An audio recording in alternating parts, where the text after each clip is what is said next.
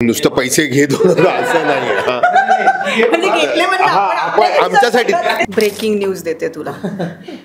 संजय जाधव हा सराईत चोर आहे. बघितलेलं की त्यांच्या डोळ्यात पाणी आलेलं आहे. तुझं शूटिंग आहे तर ती मजाच यायची की आज कितीचा गल्ला जमेल. मग मुद्दामून आम्ही चुका करायचो, मुद्दामून काहीतरी करायचो. फोनच वाजला काहीतरी, मग इंस्टाग्राम रील उघडलं त्याचा आवाज झाला, मग शॉर्टकट झाला. कलाकार आहे म्हणजे त्यांनी विचारवंत असलंच पाहिजे असं एक काहीतरी जबरदस्त पगडा त्यांच्यावर. मला माझं मत व्यक्तच करायला पाहिजे अशी काही गरज नाही आहे. माझं मत मी न व्यक्त करणं हेही माझं अभिव्यक्ती स्वातंत्र्यच आहे. कुठल्याही बंपक आणि लायकी नसलेल्या माणसांची माफी मागायला लागते. मूळ मुद्दा जो होता ना तो सोडून सगळं होतंय आज आपल्या राज्यामध्ये. मी 100% सहमत आहे की त्रिभाषा सूत्र नाही लागू झालं पाहिजे. विषय एक आहे आणि त्याच्या काहीतरी वेगळेच विषय वेगळीकडे फाटे फुटले जातात आणि काहीतरी वेगळंच तयार केलं जातं. दुसरीकडे कोणी व्यक्त झालं की तुम्हाला काही अकला आहेत का, गप बसा तुम्ही तुमची कामं करा. मग करायचं काय आम्ही? तुम्ही कोणी उठता आणि पटकन म्हणता तुम्ही गप्प बसा तुम्हाला काय अकला आहेत. कलाकार हे असेच उथळ का बरं उथळ ते व्यक्त होत नाहीत अशा सोशल मीडियावर, म्हणून त्यांच्याकडे मत नाही असं होत नाही. हळूहळू भाषेबद्दल पेटवायचं प्रत्येकाला. हळूहळू अशी युद्ध काय पेटवणार आहात का आपल्या देशात? आपल्या संविधानाने दिलेलं आहे ना की सगळे एकत्र राहा आणि प्रत्येकाने आपल्या मातृभाषेचा आदर ठेवा. माझ्या इतकाच समोरच्या माणसालाही निर्वेदपणे जगायचा अधिकार आहे हे जोपर्यंत मी मान्य करत नाही तोपर्यंत मला सुसंस्कृत म्हणून घ्यायचा अधिकारच नाही. येरेरे पैसा 3 त्यामुळे 3 वेळा तुमचं स्वागत करतो. स्वागत आहे. थँक्यू रे. धन्यवाद. आता सगळं 3 याच्यात म्हणायचं.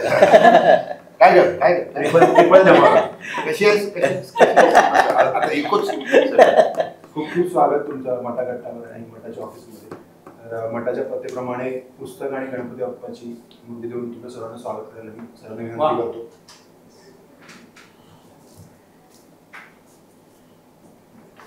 सुजय निशांत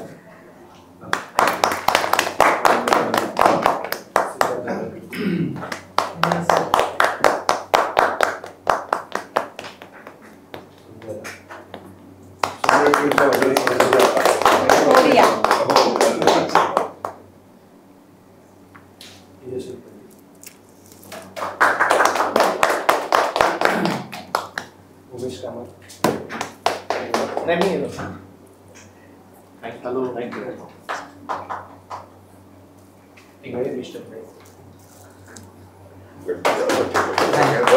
थँक्यू. जसं मगाशी आता सिद्धूने आम्हाला सांगितलं की तुमच्या तिघांचं कॅरेक्टर हे त्या त्या पैशाच्या नोटेप्रमाणे लिहिलं गेलेलं आहे दिग्दर्शकांनी लेखकांनी. जसं ते कॅरिकेचर ते बनवलेलं प्रत्येक तुमच्या तिघांपासून सुरू करताना काय नेमकं मग तो पर्पल असेल, गुलाबी असेल, ऑरेंज असेल आणि अण्णा ग्रीन आहे.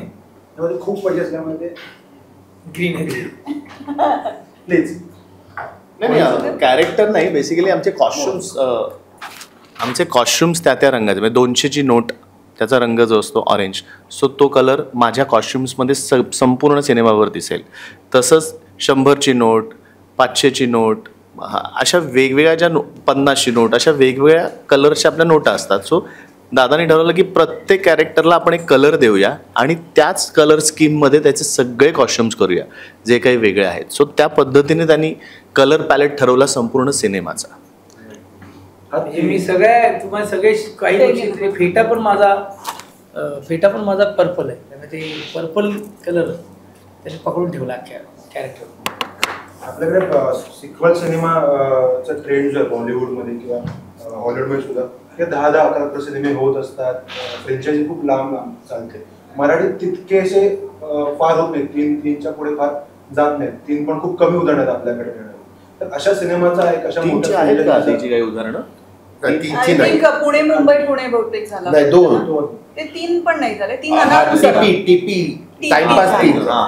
उदाहरण अशा फ्रेंचायझीचा भाग होणार की टीम एकत्र बांधून ठेवणं इतक्या वर्षाचं तुमचं ते बॉन्डिंग त्याविषयी थोडं सांगा ना. नेमकं कसं काय आठवतं गेल्या सगळ्या तिन्ही सिनेमाच्या प्रोसेसचं? कोण सांगतंय? सांग ना. बोल. अरे काय लेडीज फर्स्ट. हो बापरे. तर हो म्हणजे आम्ही आय थिंक येरेरे पैसा 2018 साली झाला होता रिलीज. तो शूट झाला होता 17 साली आणि 2017 साली आम्ही सगळेच इंडस्ट्रीमध्ये एकमेकांना ओळखत होतो. आय थिंक कॉम्बिनेशन्समध्ये आम्ही एकत्र काम केलं होतं, की मी आणि संजय सरांनी केलं आहे, मी आणि सिद्धूनी केलं आहे, संजय दादा आणि संजय सरनी, संजय दादा आणि सिद्धार्थ या तिघांनी, उमेश आणि मे बी आनंद दादानी एकत्र काम केलं आहे. पण आम्ही ही जी संपूर्ण टीम आहे अशी आम्हाला असं वाटतं की येरेरे पैसाच्या निमित्ताने म्हणजे कलाकारांची फौज जी आपण म्हणतो तर तशी आम्ही त्या निमित्ताने एकत्र आलो होतो. आणि आठवणी म्हणायच्या तर खूप आहेत. मला असं वाटतं येरेरे पैसा 1चं वर्कशॉप जे झालं होतं त्याच्यात म्हणजे खूप कमी चित्रपट असतात, स्पेसिफिकली कॉमेडी चित्रपट ज्याचे वर्कशॉप्स होतात. कारण कॉमेडी ही खरं तर संजय दादाचं ऑफिस होतं, त्या ऑफिसमध्ये आम्ही वर्कशॉप्स करायचो. आणि कॉमेडी फिल्म्सचं जनरली म्हणजे कॉमेडी मुळातच खूप स्पॉन्टेनियस असते, पण त्याच्यातही एक वर्कशॉप घेणं ज्याच्यामध्ये दिग्दर्शकाला असं वाटतं की संजय सर काहीतरी आणतील, टेबलवरती आणतील, आनंददा काहीतरी आणेल, बाकी इतर कलाकार काहीतरी टेबलवरती आणतील आणि ह्याच्यातनं आणखी कॉमेडी फुलत जाईल म्हणून त्यांनी ते वर्कशॉप केलं होतं. त्या वर्कशॉपमध्ये आम्ही डान्स केला होता. त्या वर्कशॉपमध्ये आमच्यामध्ये विजय आनंद जो आहे तो योगा शिकवतो, तर त्याचं प्रोफेशनच ते आहे. तर त्यांनी आमचे योगा क्लासेस ॲक्च्युली घेतले होते. तर म्हणजे ना अख्ख्या सिनेमाभर किंवा अख्ख्या प्रोसेसमध्ये आम्ही येरेरे पैसाच्या फक्त सिनेमा शूट नाही केला, तर आमची मैत्री खूप मस्त झाली. आणि ते कदाचित जे बॅक ऑफ द कॅमेरा होतं ते कदाचित रिफ्लेक्ट झालं ऑन स्क्रीन. आणि मग तेव्हापासून जे सुरू झालं ते आय थिंक नंतर पार्ट 2मध्ये संजय सर, आनंददा आणि विशाखा या तिघांचे कॅरेक्टर्स होते, त्याची स्टोरी निराळी होती. पार्ट 3मध्ये जरी कॅरेक्टर्स सेम असले, नावं जरी सेम असली, त्यांचा स्वभाव गुणधर्म जरी सेम असला, तरी आत्ताची सिच्युएशन आणि स्टोरीज वेगळी आहे. त्यामुळे ते सगळे कॅरेक्टर्स जे आहेत ते स्टोरीला किंवा त्या सिच्युएशनला वेगवेगळ्या पद्धतीने रिॲक्ट होत आहेत. तर आय थिंक सगळं सिनेमाची स्टोरी बदलली तर काहीच बदललं नाही. ना आमची मैत्री बदलली आहे, ना सिनेमाचं नाव बदललं आहे. आय थिंक आमचं सगळं बॉन्डिंग वगैरे सगळं सेम आहे आणि तेवढीच एनर्जी, तेवढीच मेहनत आहे. सगळे ह्या सिनेमामध्ये सगळे मित्र यायला वाटतं आणि कारण ती मैत्री सिनेमाच्या पलीकडे जाऊन ऑफ स्क्रीन सर्वात जास्त दिसत आली आहे. ते मैत्री फक्त मित्रांना मिळाले, मार्गदर्शक मिळाले. म्हणजे ह्या इथे यांच्यावर ह्या मंचावर येताना किंवा ह्या प्लॅटफॉर्मवर येताना मठाच्या मी कुठल्याही सिनेमानिमित्त की कुठल्याही प्रमोशनच्या निमित्ताने आलो तरी ही 3 नाव माझ्या आयुष्यातून काही जातच नाही, संजय जाधव, तेजस्विनी पंडित आणि उमेश कामत. कारण त्याची सुरुवातच ही येरेरे पैसा 1ने सुरू झालं होतं. म्हणजे बाकीच्या गोष्टी आपण खूप वेळा बोललेलो आहोत की कसं आपण स्ट्रगल करत होतो, कसं काम मिळण्यासाठी धडपड करत होतो. पण अमय खोपकर सरांचा तो फोन की सिद्धू संजय दादा सिनेमा करतोय, पटकन त्यांना फोन कर. आणि मी म्हणणं येरेरे पैसा आणि संजय जाधव सरांनी कारण संजय जाधव सरांबरोबर मी एक सिनेमा केला होता फक्त लढ म्हणा, त्यानंतर माझा गॅप होता, काम करता आलं नव्हतं आणि कामाची शोधाशोध चालली त्या सगळ्या सिच्युएशनमध्ये. सो तो फोन कॉल आणि संजय जाधवनं भेटणं आणि संजय जाधवच्या निमित्ताने तेजस्विनी पंडित आणि उमेश कामत भेटणं आणि ती मैत्री ते काहीतरी करून दाखवण्यासाठी म्हणजे काय म्हणू यश मिळवण्यासाठी कितीतरी अपयश किंवा पराभव पचवावे लागतात. या सगळ्या गोष्टीतून येऊन मग तो सिनेमा करणं आणि तो सिनेमा लोकांना आवडणं. आणि गंमत म्हणजे आत्तापर्यंत ह्या प्रश्नापर्यंत ते काम आवडणं, तो सिनेमा आवडणं, ते कॅरेक्टर्स आवडणं आणि त्याचे 1, 2, 3 पार्ट होणं आणि पुन्हा एकदा तीच मित्रमंडळी त्याच जोशाने. म्हणजे ह्या सगळ्या काळाला 8-9 वर्ष गेली आहेत. या 8-9 वर्षात आम्ही चौघही संजय जाधव, तेजस्विनी पंडित, उमेश कामत किंवा सिद्धार्थ जाधव हे आपापल्या पद्धतीने ग्रो करतायत. पण पुन्हा एकदा त्यांना शून्यापासून सुरुवात करण्यासाठी येरेरे पैसा 3 येणं ही खूप मोठी गोष्ट आहे. आणि त्याच उत्साहाने ऊर्जेने आम्ही काम करतो. आम्ही तिघं खूप एक्सायटेड होतो. म्हणजे पहिला पार्ट संजय सरांबरोबर केला, दुसऱ्या पार्टमध्ये संजय सर होते. म्हणजे मला वाटतं संजय जाधव अवेंजर बनवतोय. एका पार्टमध्ये एक सुपर हिरो आहेत, दुसऱ्या पार्टमध्ये एक सुपर हिरो आहेत, मेन थॅनॉस किंवा आयर्न मॅन आहे. पण ते कदाचित 4थ्या पार्टमध्ये हे सगळे अवेंजर्स इन्फिनिटी वॉर सारखे एकत्र येतील. तर हे विजय संजय जाधवचं मला आवडतंय की 3ऱ्या पार्टमध्ये आम्ही तिघं नाही, सन्नी आदित्य बबली पाहिजे आणि सिद्धू, तेजस्विनी आणि उमेश कामत पाहिजे आणि त्यांच्यासाठी परत ती गोष्ट करणं माझ्यासाठी खूप म्हणजे कमर्शियली सिनेमात काम करणं ही गोष्ट आहे. मग तू विचारलंस की सिक्वेल होत आहेत, तर मराठी सिनेमावर ज्या सिनेमांवर मायबाप रसिकेपर्यंत प्रेम केलं त्याचेच सिक्वेल बनत आहेत. सरांनी आता TP3चा उल्लेख केला, ते सर तुम्ही पण आहात ना त्या फिल्ममध्ये. मला तेच म्हणायचं की अगोदर आवडला होता त्याचा 3रा पार्ट येतोय. मला खूप मस्त वाटतं की मराठी इंडस्ट्रीत जो एरा मी संजय नार्वेकर सरांबरोबर काम करताना, भरत जाधव सरांबरोबर काम करताना पाहिला होता, महबूब रफी के प्रेक्षकांचा उत्साह पाहिला होता. आपण नेहमीच बोलतो ना, प्लाझा हाऊसफुल, दे धकाचे तिकीट ब्लॅक होत आहेत, भारत माताचा स्टेज गेट तुटला जातोय, एवढी लोक बघतायत, हिंदी सिनेमाचं पोस्टर काढून मराठी सिनेमाचं शिवाजीराजे भोसले बोलतोचं शोज वाढतायत. हा काळ पुन्हा एकदा येतोय. आता भरभरून सिनेमे चालत आहेत, मल्टिप्लेक्समध्ये दुसरे सिनेमे लागत आहेत, प्रादेशिक सिनेमे, पण मराठी 3-3 सिनेमे लागत आहेत आणि लोक 3-3 सिनेमा जात आहेत. ही खूप चांगली गोष्ट आहे आणि हा काळ पुन्हा येतोय. ते मनोरंजनाचं आणखीन एक पर्व येतंय आणि त्या सगळ्यांमध्ये सिद्धार्थचं कुठेतरी स्टँड आहे किंवा सिद्धार्थचं कुठेतरी प्लेस आहे स्टँड म्हणण्यापेक्षा. याचा आनंद ॲक्टर म्हणून खूप मस्त आहे, माणूस म्हणून तर मी एन्जॉय करतोच, पण ॲक्टर म्हणून या मित्रांबरोबर आणि ते त्यांच्यामुळे आहे हे मी सांगायची. पॉझिटिव्ह लोक, मी मगाशी बोलताना म्हणालो, पॉझिटिव्ह लोकांमध्ये मी असल्यामुळे माझ्या आयुष्यात हा पॉझिटिव्ह प्रवास सुरू झाला आहे. आनंद इंगळेसारखा मित्र जो मातब्बर विनोदात, म्हणजे त्याचं टायमिंग सहज सोडणं असतं ना, ते टायमिंग असलेला मित्र जेव्हा सिद्धू मी काय म्हणतो हे असं घेऊन बघ ना, असं आत्मविश्वासाने किंवा आपुलकीने सांगतो, तर मग माझं काम चांगलंच होतं ना. तर मला खूप मस्त वाटतं कल्पेश की ना, राईट टाईम राईट प्लेस वर आपण तिथे असणं आहे ना, ते येरे पैसा 1 नंतर माझ्या आयुष्यात होत चाललंय आणि मी त्यासाठी थँकफुल आहे सगळ्यांचा. थँक्यू. या जोडीला तुझा हा सगळा प्रवास दोन्ही प्रोजेक्टचा सगळ्यांवर एकत्र काम करण्याचा कसं? या दोघांनी सांगितलं त्याच पद्धतीने. मी येरे रे पैसा 1ला जेव्हा संजयचा फोन आला की असं असं एक चित्रपट तू करशील का, तेव्हा मी काही न विचारता मी हो म्हटलं होतं. जनरली आपण असं करत नाही, आपण वाचतो, स्क्रिप्ट वाचून मग कॅरेक्टर वाचून मग ठरवतो सिनेमाची टीम काय आहे काय वगैरे. पण माझ्या मते संजय दादाचा फोन आल्यानंतर त्याची खूप कारणं आहेत. सगळ्यात महत्त्वाचं म्हणजे संजय जाधव ज्या पद्धतीचा दिग्दर्शक आहे, त्याच्या आधीचे जे काही सिनेमे मी पाहिलेले आहेत, त्या प्रत्येक कलाकाराला वाटतं आपण लहानपणापासून जे ग्लॅमर फिल्ममध्ये बघत आलेलो आहोत, जे ग्रँजर बघत आलेलो आहोत, ते संजय जाधवच्या फिल्ममध्ये असतं. याचा कॉन्फिडन्स असतो. टेक्निकली त्याची फिल्म ज्या पद्धतीने तो शूट करतो, त्याची कॅरेक्टर्स, त्याचे हिरो, त्याचे हिरोईन्स, फाईट सिक्वेन्स असतो, गाणी असतात, नाच असतात, कमाल कपडे असतात, हे सगळं असतं. आणि बेसिकली त्यांनी आत्तापर्यंत जे सिनेमे दिले आहेत ना, त्याचे आपण फॅन झालेलो असतो की काहीतरी छान घडवतो तो मराठी चित्रपटांमध्ये. त्यामुळे हो असं पहिलं उत्तर होतं. पण त्यानंतर लगेच भीती पण वाटली जेव्हा कळलं की ही सगळी दादा मंडळी या सिनेमामध्ये आहेत. म्हणजे नार्वेकरांचं मी ऑल दी बेस्ट, म्हणजे मी कुठल्या काळात म्हणजे पहिलं आपण जेव्हा नाटकं बघतो ना, जेव्हा कॉलेजमध्ये असताना, त्यातलं पहिलं नाटक ते होतं आणि वेड लागलं होतं ते बघून, परफॉर्मन्स बघून, ती एनर्जी बघून. त्याच्यानंतर मी त्यांच्याबरोबर काम कधी केलं नव्हतं, एकत्र स्क्रीनवरती कधी आम्ही हे केलं नव्हतं. आनंदचं काम बघत आलेलो आहे. सिद्ध्या, मी कॉलेजपासून सिद्ध्याला ओळखतो, पण तरी आम्ही एकत्र काम केलं नव्हतं. तो सिद्ध्याची एनर्जी ही कॉलेजची एनर्जी माझ्या मते जनरली लोकांची वयानुसार कमी होते एनर्जी. मला असं वाटतं सिद्ध्या एकमेव माणूस आहे की ज्याची एनर्जी वाढतच जाते आहे, ती अजिबातच कमी होत नाही आहे. आणि तेजूबरोबर सुद्धा मी ओळखत होतो तिला, पण आम्ही कधी भेटलो नव्हतो की एकत्र काम केलं नव्हतं. माहिती होती ती कलाकार म्हणून. आणि बाकीची मंडळी, विशाखा असेल, बिजॉय आनंद होता, सो ही सगळी मंडळी ह्या त्यांच्याबरोबर काम करायचं आहे ह्याचं दडपण आलं होतं. अगदी प्रामाणिकपणे सांगतो, पहिल्यांदा जेव्हा कळलं ही सगळी टीम आहे. पण दादाना तितकाच हुशार दिग्दर्शक आहे, त्याला हे सगळं माहिती होतं की ही जी काही आपण मंडळी आता सगळे जमवतो आहोत ना, ती वेगवेगळ्या ठिकाणची वेगवेगळ्या काय म्हणतात त्यांची काम करण्याची स्टाईल, हे सगळं वेगवेगळं असताना त्यांना आपल्याला एका प्लॅटफॉर्मवर आणायचं आहे. म्हणून त्यांनी वर्कशॉप केलं. जे मगाशी हिने सांगितलं, ते वर्कशॉप फक्त स्क्रिप्टचं वाचन किंवा कॅरेक्टर नव्हतं, तर सगळ्यात आधी आम्हा सगळ्यांना एक कुठेतरी नकळत ना त्यांनी टीम आमची एकत्र अशी बांधली आणि आम्ही खूप त्या वर्कशॉपमध्ये जेल झालो एकमेकांमध्ये.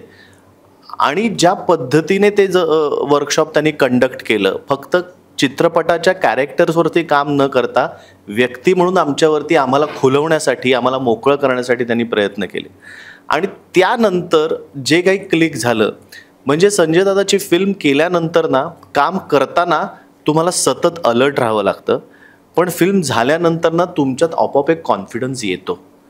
सो मला असं वाटतंय की येरे रे पैसा 1ने मला कलाकार म्हणून डेफिनेटली एक कॉन्फिडन्स दिला, चांगले मित्र दिले, चांगले सहकलाकार दिले आणि त्यामुळे मला असं वाटतं की अजून माझ्यातला कॉन्फिडन्स वाढला. ही माणसं अशी आहेत, मी फार माणसांमध्ये रमणारा नाही आहे, माहिती आहे, मी फार असं काही खूप माझा गोतावळा किंवा फार ठराविक आणि मोजक्या लोकांमध्ये मी कम्फर्टेबल असतो. पण ह्या माणसांनी मला ते इतकं कम्फर्टेबल केलं आणि इतका कॉन्फिडन्स दिला, फक्त प्रोफेशनली ॲक्टर म्हणून नाही तर माणूस म्हणूनही ह्यांनी माझ्यात कॉन्फिडन्स भरला. म्हणजे दादावर पहिल्यांदा काम, मला बारीक सारीक गोष्टी आम्ही अजूनही आठवतो. म्हणजे शिवाजी पार्कला आमचा पहिला का दुसराच दिवस होता शूटिंगचा, तेव्हा दादा इतका आमच्यावर रागवला होता, वेगळीच कारण होती त्यामुळे आम्हाला सेटवर यायला वेळ लागला होता. पण तेव्हा ना आम्ही तिघं एका पारड्यात होतो आणि तो आम्हाला इतका ओरडत होता, पण मला असं वाटतं दॅट वॉज द मुवमेंट जेव्हा तिघं आम्ही ना एकत्र आलो. अरे हा का आमच्यावरती एवढा हे करतोय. पण तिकडे आमचं कुठेतरी मला असं वाटतंय की एक आपण एका ह्याच्यात येतो ना, समोरचा आपल्यावरती, मला त्याचा शब्द आठवत नाहीये, पण तिथे आमचं एक वेगळंच बॉन्ड तयार झालं. आणि नंतर त्याच्यावरती आम्ही त्याला खूप नंतर छळलं की तू कसं आम्हाला वागवलंस वगैरे वगैरे. पण आय थिंक तो दिवस आणि त्यानंतर ये रे रे पैसा 3 यासाठी जेव्हा आमचं ठरलं की आपल्याला ये रे रे पैसा 3 करायचं आहे, मला असं वाटतंय की 8 वर्षानंतर आम्ही एकत्र आलो ना, तरीसुद्धा आमची एनर्जी तीच होती, आम्हाला काम करण्याची जिद्द आमची तीच होती, चांगलं काम करण्यासाठी मेहनत घेण्याची जिद्द तीच होती. फक्त थोडासा कम्फर्ट होता कारण आम्ही इतकी वर्ष एकत्र कुठेतरी सतत एकमेकांना भेटतो आहोत, एकमेकांना कॉन्फिडन्स देत आहोत, एकमेकांसाठी कुठेतरी पाठीशी सतत उभं राहण्याची आम्हाला एक सवय झाली होती. त्यामुळे तेवढंच जर कम्फर्ट सोडला तर बाकी आमच्यासाठी तीच सिच्युएशन झाली होती की ये रे रे पैसा 1ला सगळे असे काहीतरी करायचं ना. सो माझ्या मते हे 8 वर्षाचा प्रवास तोच आहे. संजय, अलीकडच्या वर्षात खूप कमी सिनेमे आहेत ज्यातले डायलॉग म्हणा किंवा प्रसंग म्हणा लक्षात राहतात आणि ते दैनंदिन दिवसात मुलं वापरतात, काही तसा प्रसंग घडला तर ते वापरतात. त्यातले काय की विद्यालयाचं जे तुझा डायलॉग आहे तर ते नेमकं कुठून आलं, कसं सुरू झालं ते, आणि सोबतच या सगळ्या टीम बरोबर काम, आणि तो नेमका काय किस्सा होता, काय ओरडला होता, कशामुळे ओरडला होता? नाही संजय जाधव, संजय जाधव मी कधीच ओरडलो पण खरंय, ऍक्च्युली खरंय, पण हे खरं हसणार नाही, टाइम अजिबात चिडत नाही, अजिबात म्हणजे अत्यंत दिसायला दोन्ही बाजूने असं आम्ही एकतर काही केलं नसावं बहुतेक जेणेकरून त्यांना चिड येईल, किंवा दुसरी गोष्ट कितीही काही केलं तरी ते चिडत नाहीतच. दिसायला असले सर तरी चिडत म्हणजे चिडका दिसतो हे सांगितलं. तू काय असं तसंच सांगताय तिला माहितीये ना.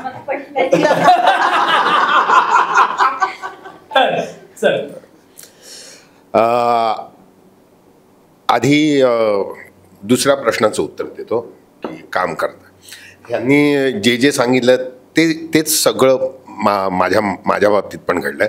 प्लस अजून मला असं सांगण्यासारखं वाटतं की आता 1मध्ये सगळे नवीन होते, एक बॉन्डिंग झालं, 2मध्ये अजून जरा जवळ आले, 3मध्ये खूपच जवळ आले.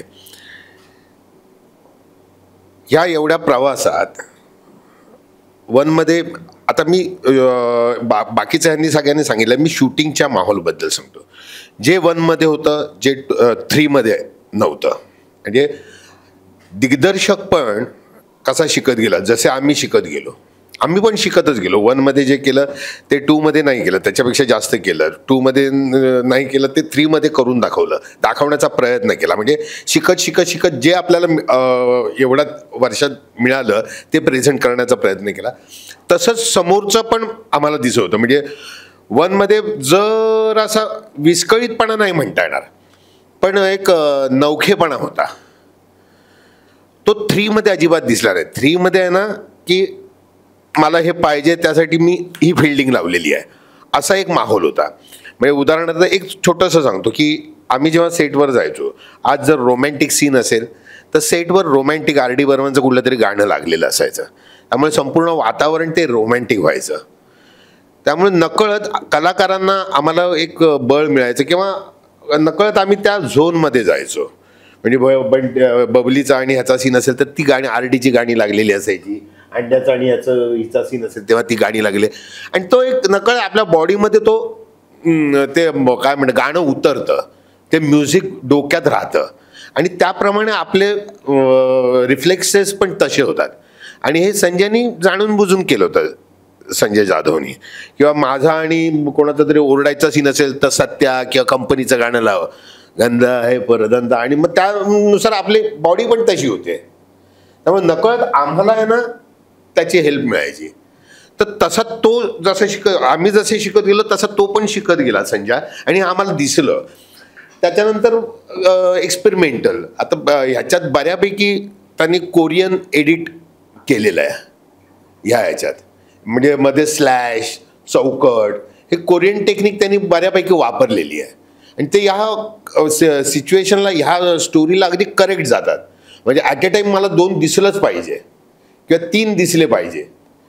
ती स्टोरीची गरज आहे. का ह्या वेळेस हा माणूस काय करतो, तो माणूस काय करतो, हा माणूस काय करतो, तो, त्याचा एक वेगळा इम्पॅक्ट येतो.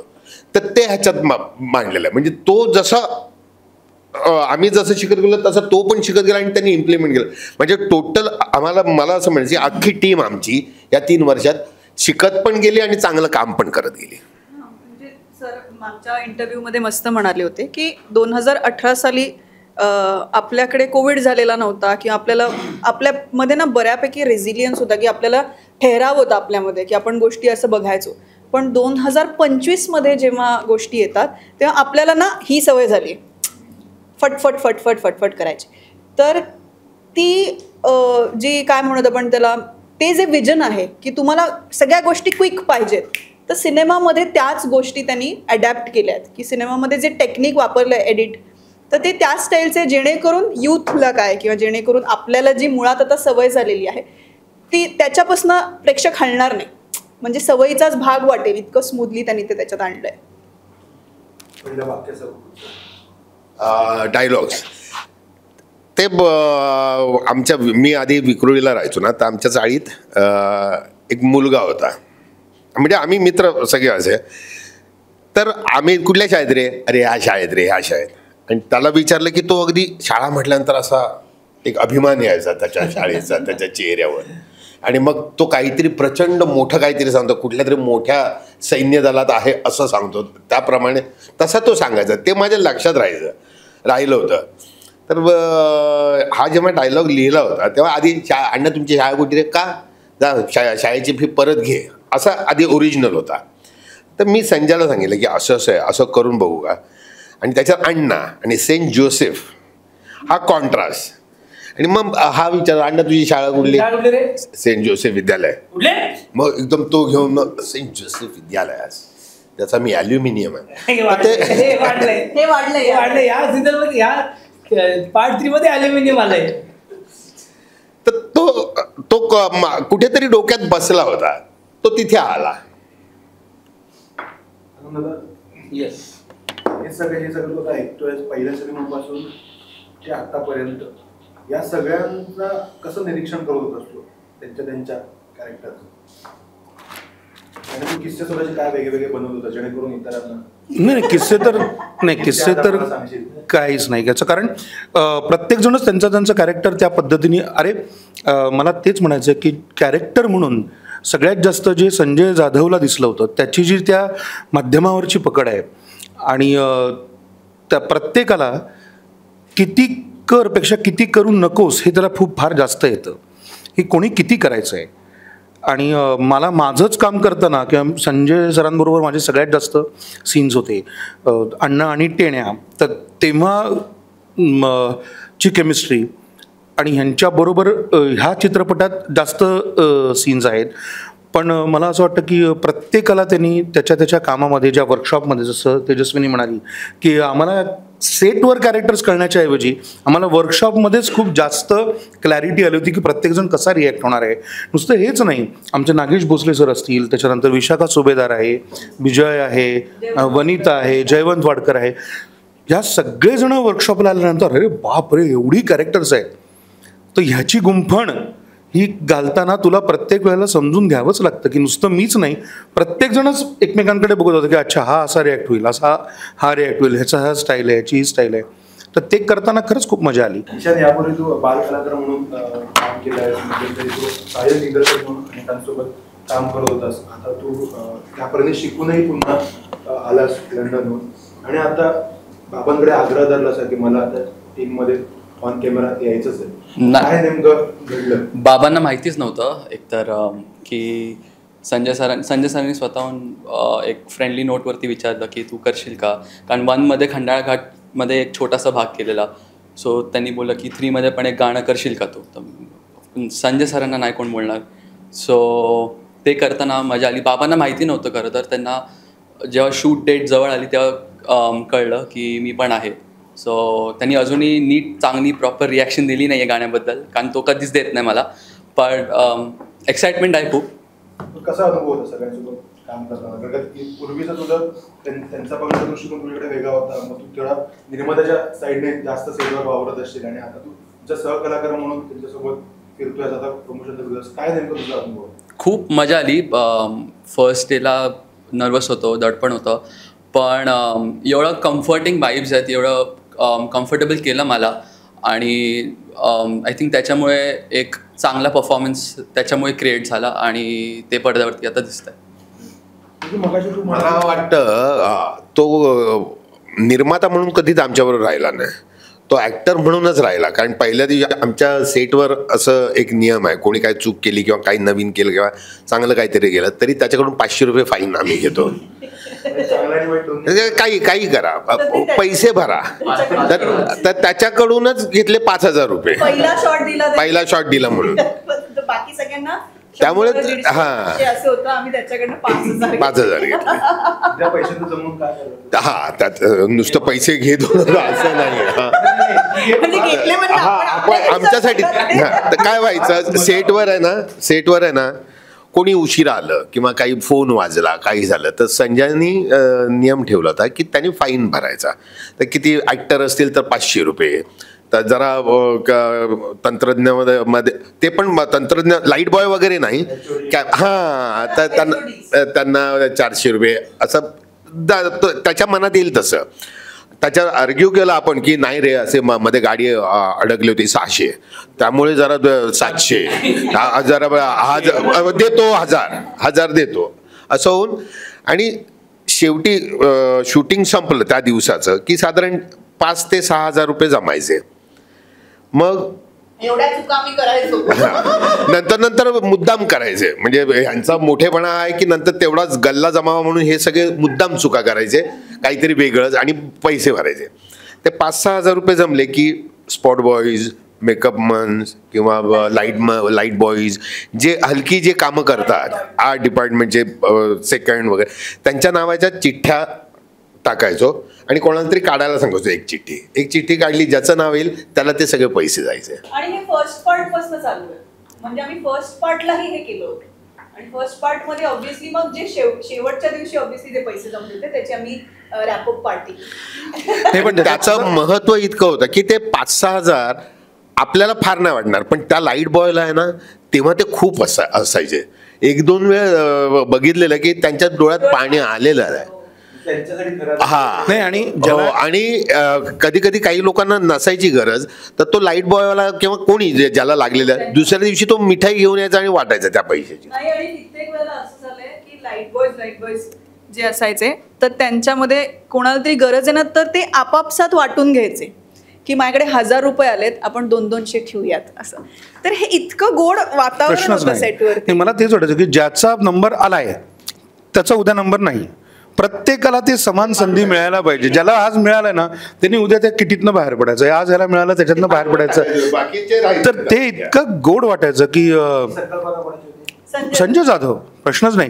म्हणजे आम्हाला ती मजा यायची की चला आज 500, 600, 700 असं करत करत ऑलमोस्ट रोज तुझं शूटिंग आहे, तर ती मजाच यायची की आज कितीचा गल्ला जमेल. कोणालाही असं वाटलं नाही की अरे बापरे आज शूटिंग आहे गेले 500, असं न वाटता. वर्कशॉप झालं नव्हतं, याला वर्कशॉप पासून होतं. बरोबर, शूटिंग नाही वर्कशॉप पासून होतं, कारण तिथे सगळ्यात जास्त दंगा केला ना, म्हणजे सगळ्यात जास्त पैसे तिथे जाणार होते, त्याला माहिती होतं. नाही, आणि संजय सर म्हणाले तसं की असं खूप वेळेला झालं की काहीच जमलं नाही. At the end of the day आमच्याकडे काही पैसे फाईन, कोणाचं काही आज कोणी चूकच केली नाही असं झालं होतं. मग मुद्दामून आम्ही चुका करायचो, मुद्दामून काहीतरी करायचो की फोनच वाजला काहीतरी, मग इंस्टाग्राम रील उघडलं त्याचा आवाज झाला, मग शॉर्टकट झाला, तर असं काहीतरी करून ते म्हणजे एका पॉइंट नंतर आम्हालाच असं व्हायचं की हो ही आपली जबाबदारी आहे हे हो करणं. सगळ्यात तर जास्त सगळ्यांची. पैसे मला वाटतं दर संध्याकाळी टेक्निशियन असल्यामुळे सगळ्यात जास्त पैसे संजय जाधव घालायचा. काय जे काही होतील त्याच्यात तो वरचे काय 1000-2000 काहीतरी होतील तेवढे घालून त्यांना आणि द्यायचा. I think सो आमच्या ही एक खूप सगळ्यांमध्ये, छान गोष्ट सेटवर होती. वाडकर सरांनी जास्त पैसे भरलेत असं मला वाटतं. सगळ्यात जास्त पैसे त्यांनी कदाचित. तुला नक्की ब्रून नाही मस्का आणि आणायला उशीर व्हायचा आता ब्रून मस्काचाही खर्च आणि इथे उशीर आला म्हणून त्याचाही खर्च. ब्रून मस्का खूप महागात पडला त्याला. पण हा एक इव्हेंट असेल नंतर आम्ही म्हणायचो की संजय शूटिंग करतो की दरोडा घालतो ते कळत नाही. तेजू म्हणाले की दादा तुम्ही म्हणाला की संकलनाच्या दृष्टीने तसा प्रोग्रेसिव्ह विचार करून ते ॲडॅप्टेशन आज केले गेले जेणेकरून ऑडियन्सला ते जास्तीत जास्त आवडावं. नाही मी म्हटलं सिनेमाची गरज म्हणून त्याचा उपयोग केलेला आहे. नाहीतर बरे अजून त्याच्यापेक्षा वेगवेगळे आहेत पण त्याची गरज ह्या एडिटची होती. प्रेक्षक वर्ल्ड सिनेमा बघतोय वेगवेगळी माध्यमात आहे तसं असताना आपण जास्तीत जास्त काहीतरी नवीन द्यावं अप टू डेट द्यावा असा प्रयत्न या सिनेमात केला गेला. तर तो नेमका आणखी कशा पद्धतीने आहे वेगवेगळ्या पातळीवर? मेजरली तर आय थिंक एडिटच आहे. मेजर एडिट कारण नाही काही गोष्टी अजून आहे की एडिट पण आहे स्क्रीन प्ले पण आहे तुमचा लिनियर नाही आहे तो जम्पिंग आहे स्क्रीन प्ले ह्या याचा आणि त्याचं एक टेकिंग आहे सतत आहे ना कॅमेरा तुझा कुठेही असा नाही आहे. हां त्याला ब्रिदिंग दिलेलं आहे सतत कॅमेरा असा आहे प्रत्येक ह्याच्यात. त्यामुळे काय वाटतं की जिवंत चालू आहे काहीतरी. हां काहीतरी तिथे चालू आहे असं केलेलं आहे. ते कोणाचं श्रेय मला माहिती नाही एखाद्या प्रसादचं आहे का संजयचं ते माहिती नाही पण त्यांचं ते श्रेय असं काही गोष्टी केलेल्या आहेत त्याच्यात. गेली 6 महिने अर्ध वर्ष बाकी अर्ध वर्ष झालेलं आहे. सुरुवातीला देवमाणूस सिनेमा असेल किंवा आता 1 मे पासून आता थांबायचं नाही चालू आहे. जारण अजूनही सिनेमागृहात आहे. एप्रिल मे सारखा एक गोड सिनेमा नॉस्टॅल्जी घेऊन आला. वेगवेगळ्या प्रकारचे जॉनर मराठीमध्ये आहेत. ऑडियन्स सुद्धा तितकंच त्यांना रिस्पॉन्ड करत आहेत. चांगलं आपण त्याचा प्रयत्न केला आणि आता आपण हा कॉमेडी आणि तितकाच एक मजा मस्ती करणारा सिनेमा घेऊन येतो. ऑडियन्स कडून काय आताच्या घडीला अपेक्षा तुम्हाला वाटते की काय नेमकं ऑडियन्स म्हणून की ऍक्टर ऑडियन्स कडून अपेक्षा काय ऑडियन्स कडून काय अपेक्षा? नाही मला काय अपेक्षा नाहीत. उलट मला खूप भारी वाटतं. म्हणजे मी एका सिनेमाचा भाग आहे. म्हणजे असं म्हटलं जातं की एका दिवशी 2 सिनेमे रिलीज होऊ नयेत असंही म्हणतात पण ते दोन्ही सिनेमे चालतातही. ते मी ऑडियन्सकडून काय अपेक्षा नाही. त्या उलट मी खूप साधा आणि सर्वसामान्य ॲक्टर आहे. मी जास्त नाही भाष्य करणार. मला एवढं वाटतं की म्हणजे जे माझी एक थिअरी आहे की मी आधी सिंगल स्क्रीनला सिनेमा लागायचे त्यानंतर कुठेतरी लांब सिंगल स्क्रीनला सिनेमा लागायचा मराठी सिनेमा एक टेरिटरीमध्ये सिनेमा लागायचा. त्यामुळे त्या विभागातली लोक त्याच थिएटरला जायचे. आता मल्टिप्लेक्समध्ये लागतो इकडे लागतो तिकडे लागतो त्यामुळे प्रेक्षक विभागाला जातो. माझ्या मते मराठी सिनेमाला प्रेक्षक येतोय ना ही सर्वात मोठी गोष्ट आहे. त्यामुळे प्रेक्षकांकडून काही अपेक्षा नाही. उलट ते येत आहेत वेगवेगळे जॉनर बघतायत. म्हणजे मी म्हणतो 200च्या थिएटरमध्ये 50-100 लोक आहेत ही पण खूप मोठी गोष्ट आहे. कारण त्याच्या आधी एक शो लागला आहे रात्री एक शो आहे त्याच्या बाजूच्या थिएटरमध्ये एक शो लागला आहे. त्यामुळे मायबाप मराठी प्रेक्षकांकडून काही अपेक्षा नाही आहे. उलट जे बघतायत ते ॲप्रिशिएट करतात. म्हणजे आता गुलकंद ते नाव राहिलं होतं. गुलकंद सिनेमाही 1 मेला आता थांबायचं नाही. गुलकंद जारण लोक पाहत आहेत अजूनही पाहत आहेत. त्यामुळे मला वाटतं ती एक चळवळ परत सुरू झाली. ते गॅप असतोच की नाही आता बघूया मराठी सिनेमा बघूया. आणि मगाशी याला उमेश दादाने एक मस्त उत्तर दिलं की ऑडियन्सही आता एक नवीन ऑडियन्स पण तयार झाला आहे ना. एक मराठी सिनेमाचा एक यूथवाला ऑडियन्स पण तयार झाला आहे जो एप्रिल मे 99ला जातो त्याच्या विषयाला. कोणतरी रिअलिस्टिक सिनेमा जो वर्ल्ड सिनेमा तो आता बोललास की बघतात तो बेस्ड ऑन ट्रू इव्हेंट अशी एक फिल्म मराठीत होते आपण बघायला जाता थांबायचं नाही. एक प्रेक्षक वगैरे ज्यांना हलकं फुलकं काहीतरी गुलकंद बघायचं आहे. थ्रिलर सिनेमा किंवा सस्पेन्स थ्रिलर सिनेमा माझ्या मते रात्र आरंभ मी एक पाहिला होता. त्याच्यानंतर अशा जॉनरचे मराठी सिनेमे येत असतील पण जारण लोक गेली तर हे जॉनर लोक बघतायत त्यांना आवडतंय. तर मग आम्ही पण तसाच एक ह्युमर स्टाईलाइज मी म्हणणार नाही फक्त विनोदी सिनेमा आहे तो एक स्टाईलाइज ट्रेडमार्क संजय जाधव सिनेमा आहे जो लोकांना नक्की आवडेल जो यूथला आवडेल फॅमिलीला आवडेल. आणि एक सगळ्या सिनेमांमध्ये एकच व्हॅल्यू होते म्हणजे फॅमिली एंटरटेनमेंटची. त्यामुळे मायबाप रसिक प्रेक्षकांनी एवढीच अपेक्षा आहे की थिएटरमध्ये जाणे सिनेमा बघा जे बघतायत आणखी संख्या वाढावी एवढी इच्छा आहे. आणि आणि फॉर्च्युनेटली ये रे रे पैसा 3ला UA13+चं सेन्सॉर सर्टिफिकेट मिळालंय, त्यामुळे 13 वर्षाच्या पुढील लोक पण बघू शकता, इतका तो फॅमिली सिनेमा आहे. कलाकारांना स्वतःच्या मर्जीचं किंवा स्वतःला जे गोष्टी सांगायचे ते काम करायला मिळावं, तसे सिनेमे करायला मिळावे, तसं नाटक करायला मिळावं, त्यासाठी प्रत्येक जण आपापल्या परीने कार्यरत असतं. मग जसं उमेशने स्वतःचं नाटक निर्मिती केलं, तू पुन्हा नाटकाच्या निर्मितीत उतरलायस, तू सिनेमा तुझी गोष्ट सांगायची म्हणून तू त्यात उतरली. आपली गोष्ट सांगावी, इतर आपल्याला तशा संध्या मिळत नाही, तसं वातावरण होत नाही, म्हणून आपण स्वतःच ते पुढे पाऊल टाकतो. काय नेमकं सध्याचं चित्र आहे? नाही, याच्याबद्दल मी माझं एक मांडतो मत आधी. बेसिकली म्हणजे तेजस्विनी आणि उमेशदा बोलतीलच, मी नौखा आहे, मी त्यात यायचे की नाही हे ह्या विचारत होतो, पण एका व्यक्तीने मला खूप हातभार दिला, तो कॉन्फिडन्स दिला, म्हणून मी त्या पद्धतीने उभा राहण्याचा प्रयत्न करतो आहे. त्यांचं नाव आहे महेश मांजरेकर सर. ॲनिमल करायचं ठरलं तेव्हा मी सरांना असं म्हणालो की माझी इच्छा होती की माझ्या आईवडिलांच्या नावाने मला काहीतरी एक प्रोडक्शन हाऊस, लहानपणाहून इच्छा होती, मला माहिती आहे, ताराराम माझ्या डोक्यात पण फिक्स होतं की असं नाव ठेवायचं आईवडिलांच्या इनिशियली घेऊन. आणि त्याचं कसं होतं, काय होतं हे मला माहीत नाही, पण मी इच्छा सरांकडे बोलून दाखवली. सर बोलली ओके.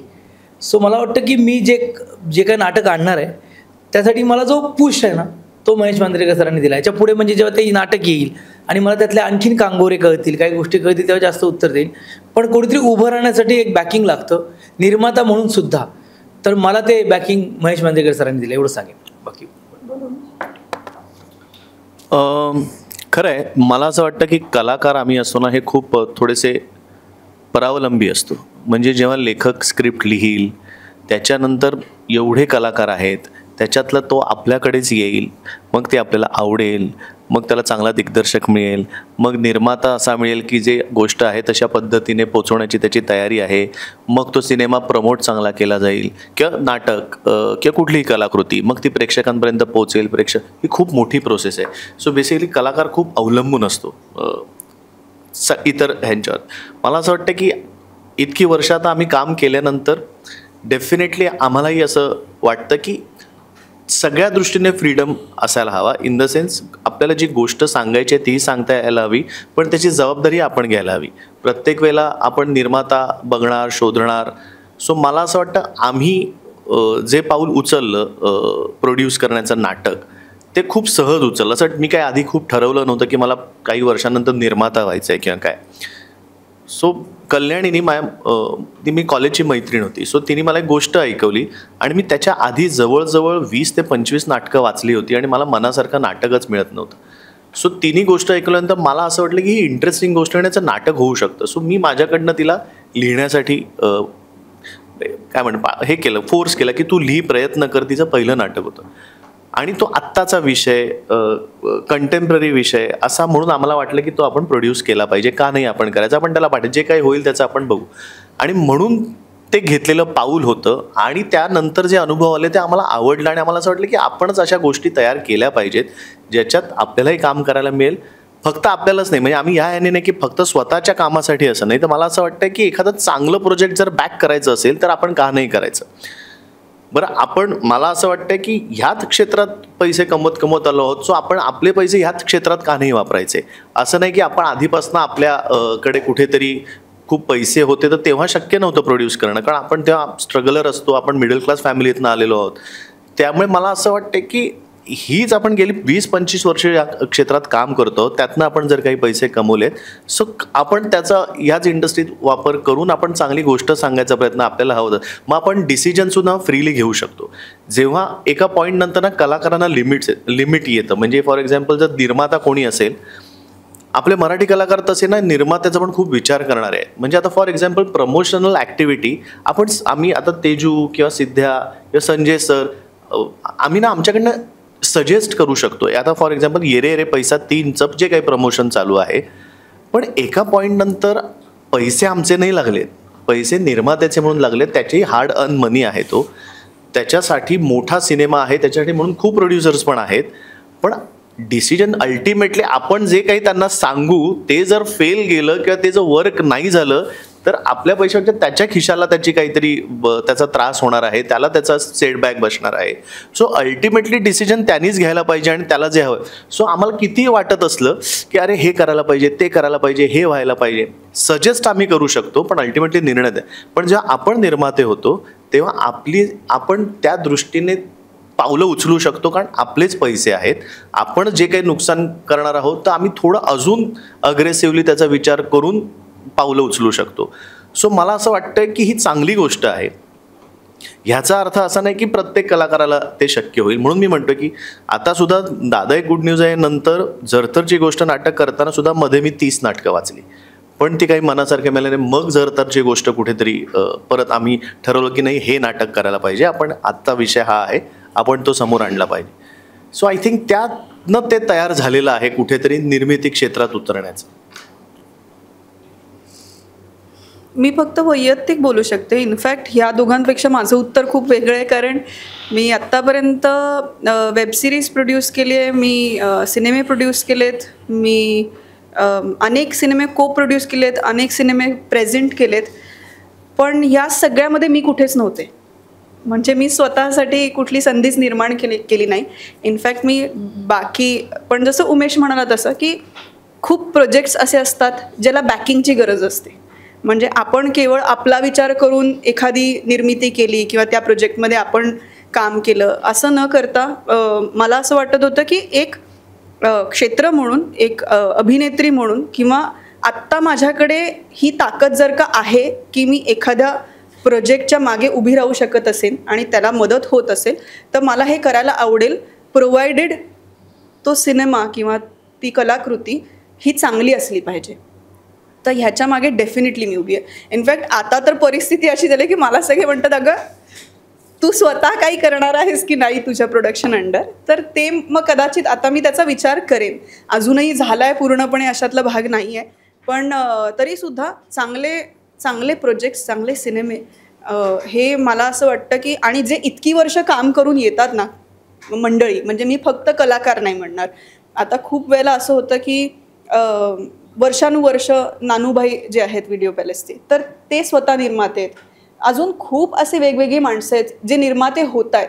तर त्यांना हे सगळं अनुभवातून आलेलं आहे की काही गोष्टी जर का आपल्या मनाप्रमाणे असं मी नाही म्हणणार, पण काही गोष्टी आपल्या हातात नसतात कधी. मला खूप चांगली गोष्ट सांगायची पण मग माझ्याकडे निर्माता नाही आहे, मग मला माहिती आणि ही गोष्ट मला सांगायची, तर मग मी स्वतः निर्माता किंवा निर्माती होते आणि मग मी ती टीम गोळा करते आणि मग मी ते प्रेक्षकांपर्यंत पोहोचवते.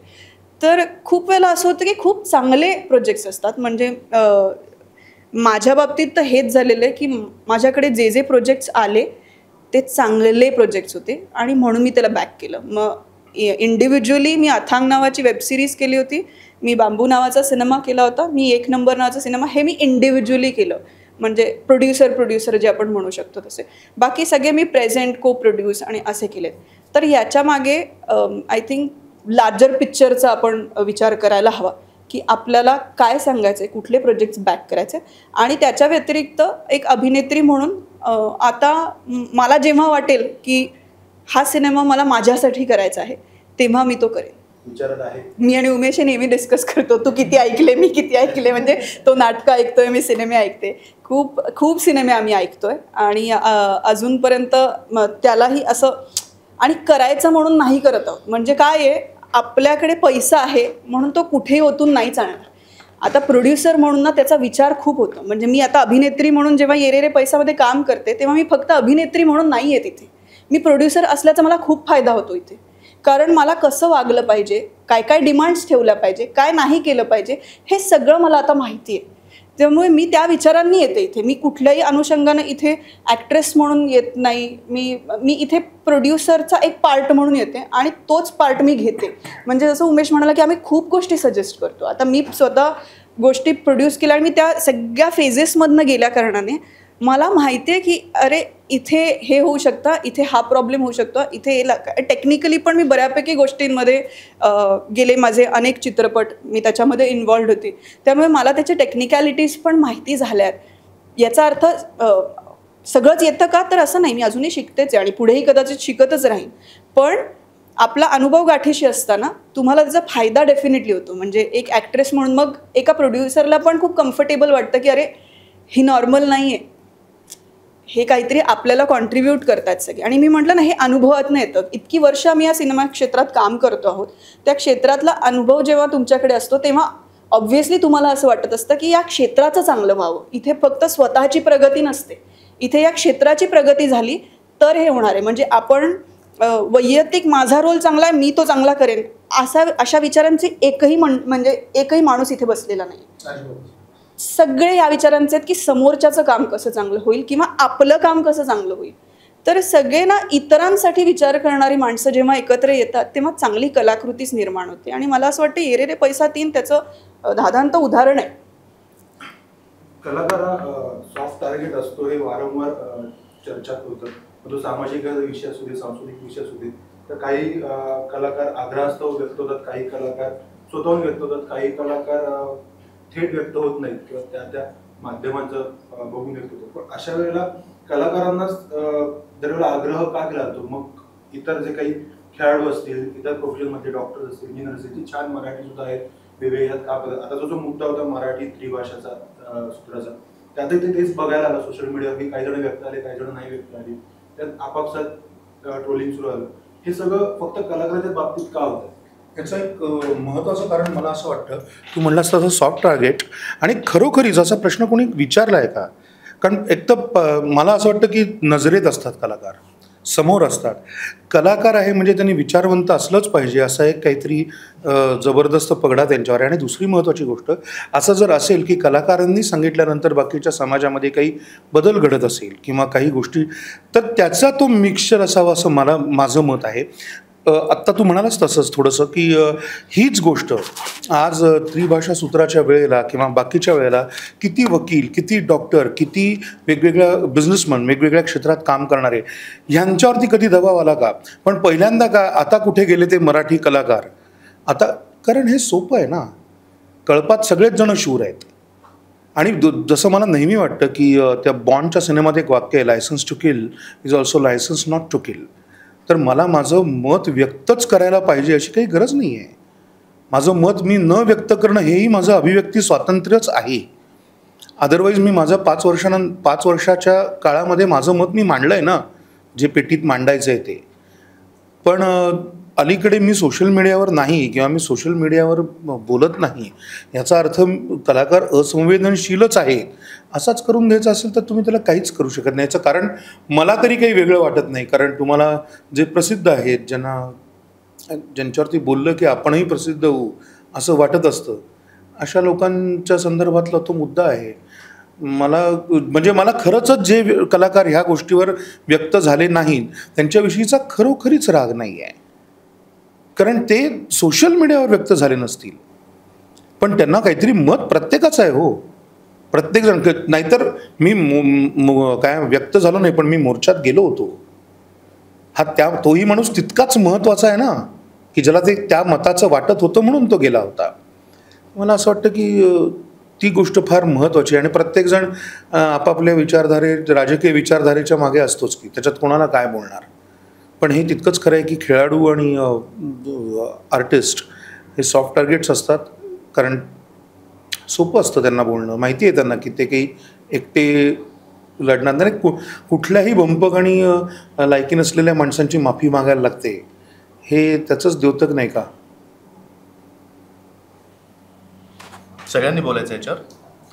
बरं, मी थोड्याशा अंशतः ह्याच्याशी नक्कीच सहमत आहे की एकतर अशी अपेक्षा करणं चुकीचं आहे की प्रत्येक कलाकार म्हटल्यानंतर त्याला सगळ्यातलं सगळं येतं किंवा कळतं, हे एक जर कोणाला वाटत असेल तरी योग्य नाही.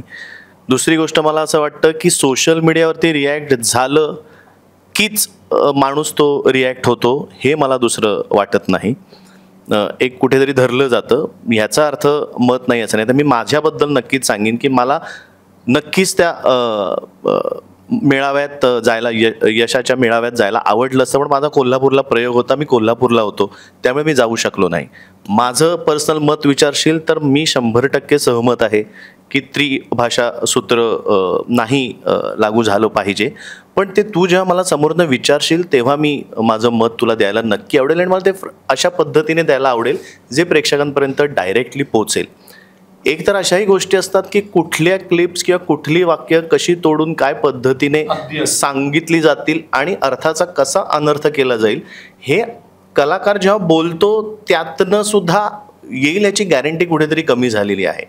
पण याचा अर्थ कलाकाराला मत नाही का आणि बरं मला असं वाटतं की विषय एक आहे आणि त्याच्या काहीतरी वेगळेच विषय वेगळीकडे फाटे फुटले जातात आणि काहीतरी वेगळंच तयार केलं जातं, तर ते होऊ नये ह्याची कुठेतरी जबाबदारी घेतली जाते. आणि अजून एक छोटीशी हे करू का ते तुझ्याच मताला, की एकीकडे म्हणतात की सगळ्यांनी व्यक्त व्हायला पाहिजे, दुसरीकडे कोणी व्यक्त झालं की तुम्हाला काही अकला आहेत का, गप बसा तुम्ही तुमची कामं करा. मग करायचं काय आम्ही, म्हणजे काय करणं अपेक्षित आहे आम्ही.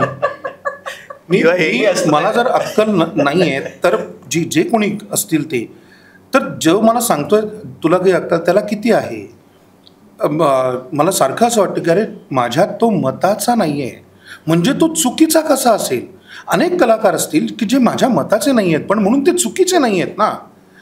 मला हे फार महत्त्वाचं वाटतं की म्हणजे काय करायचं मग आम्ही, म्हणजे कोणी का असे ना तो जबाबदारीने त्याच्या बायको मुलासकट त्याच्या आईवडिलांसकट त्याचं घर चालवतोय, त्याला काहीतरी जबाबदारीने अक्कल असेल की नाही. इतक्या वर्षात तुम्ही कोणी उठता आणि पटकन म्हणता तुम्ही गप्प बसा तुम्हाला काय ऐकलाय. कलाकार हे असेच उथळ का बरं उथळ. या जगात सगळ्यात जास्त महत्त्वाचं काम लोकांना बदलण्याचं काम एका कलाकाराने केलं आहे, त्याचं नाव होतं चार्ली चॅपलिन. ही कलाकारांकडनंच आलेल्या गोष्टी आहेत ना या समाजाला. पण पुन्हा मी आत्ता म्हणलं की लोक म्हणू शकतात ते चार्ली चॅपलिन होते तू गप्प बस. सो ते फार विचित्र आहे रे आमच्यासाठी. त्यामुळे मला आणि परत तेच आहे की प्रत्येकजण सोशल मीडियावरती रिॲक्ट होतो तसं नाही. आणि एका ह्याच्यावरती रिॲक्ट झालं की म्हटलं जातं मग बाकीच्या ह्याच्यावर का नाही रिॲक्ट होत, की काहींना ना ते जमतं, काहींना सोशल मीडियावरती रिॲक्ट व्हावं असं वाटतं आणि विच इज फेअर. माझं काहीच त्याच्याबद्दल म्हणणं नाही.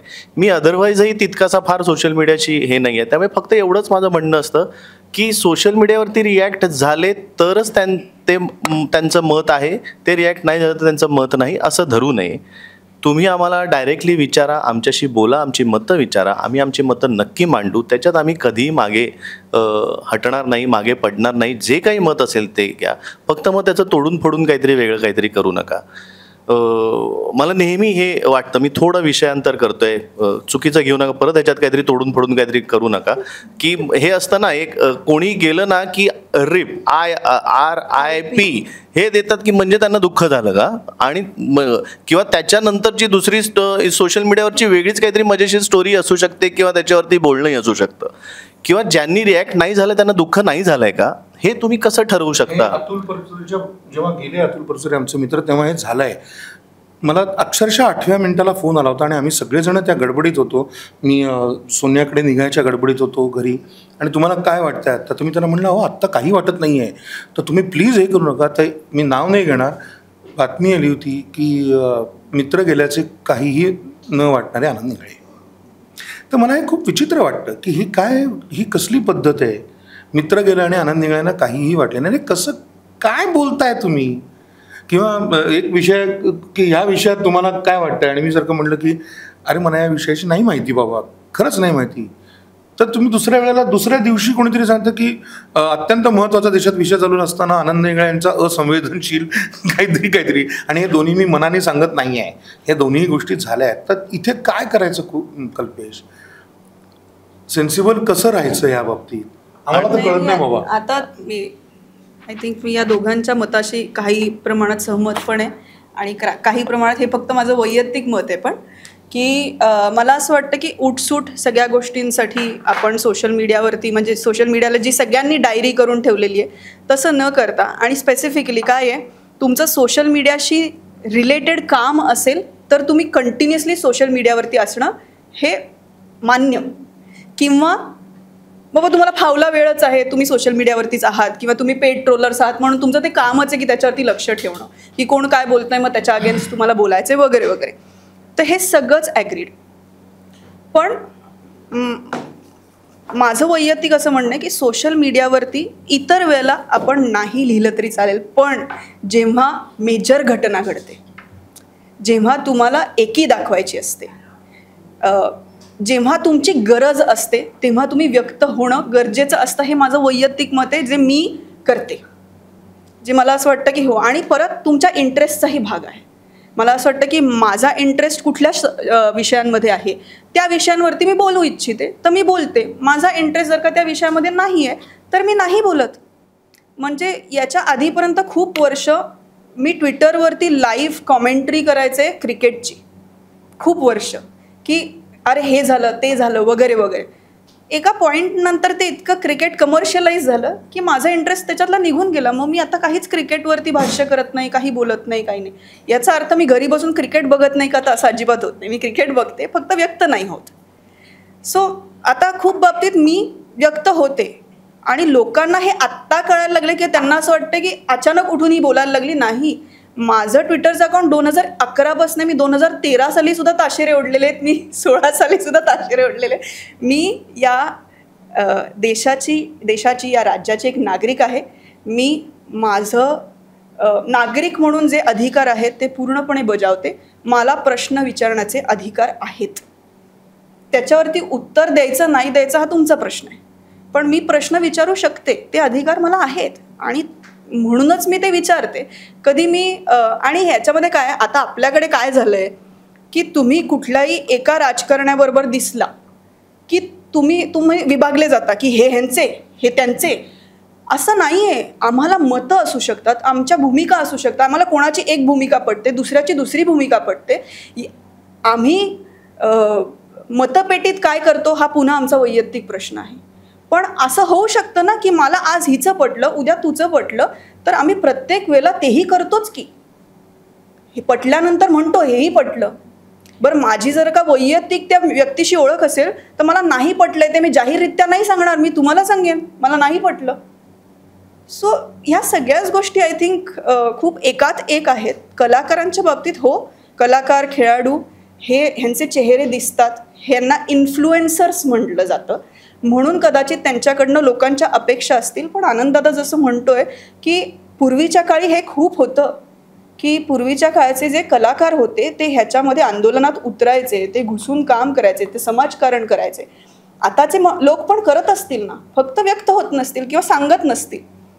हा ज्याचा त्याचा वैयक्तिक प्रश्न झाला. म्हणून मी म्हटलं की हा काही ह्याचा वैयक्तिक एक मुद्दा असेल, त्याची वैयक्तिक भूमिका असेल, माझी वैयक्तिक एक भूमिका असेल, याचा अर्थ आम्हाला कुठल्या गोष्टींविषयी वाटत नाही अशातला भाग नाही. वाटतही असेल, पण जेव्हा महत्त्वाच्या घटना येतात, जेव्हा तुमचा प्रश्न येतो, जेव्हा राज्याचा प्रश्न येतो, जेव्हा भाषेचा प्रश्न येतो, तुमच्या अस्मितेचा, जगण्याचा प्रश्न येतो, तेव्हा कुठेही मित्रांमध्ये, सोशल मीडियावरती, काय म्हणू, तुमच्या फॅमिलीमध्ये, परिवारामध्ये तुम्ही हे बोललं पाहिजे, ज्याच्यातनं एक हेल्दी डिस्कशनसुद्धा होऊ शकतं आणि ज्याच्यातनं काही गोष्टीही बदलू शकतात. तर आपण ह्याचाही विचार करायला हवा असं मला वाटतं.